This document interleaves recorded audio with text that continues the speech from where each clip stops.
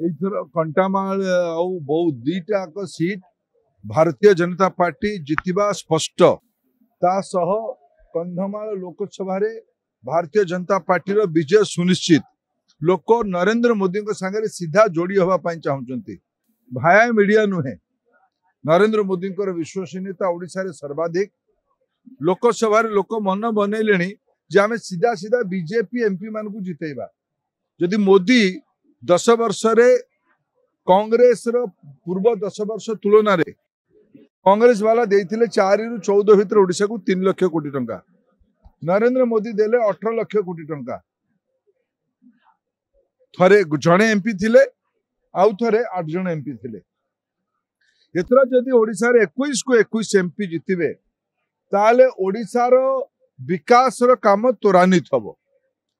ता सह अनेक काम मोदी को योजना ओडिशा रे लागू हो पार नहीं कारण स्थानीय सरकार मोदी को ईर्षा करमती एठी बहुत लोक काम करने बाहर राज्य को जाउछंदी स्वास्थ्य सेवार से वंचित होउछंदी जदि आयुष्मान भारत लागू होता ताहले अन्य राज्य रे भी आमर ओडिया लोक माने बहुत जिलार लोक माने कंटामाल लोक माने चिकित्सार सुविधा पाते आयुष्मान भारत योजना लागू होने प्रधानमंत्री ओडिशा को विकास में अर्थर अभाव रखे नाहंती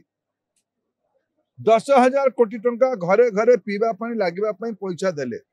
जमा 800 कोटी टंका खर्च होइछ सरकार तो ठिकादार मान सरकार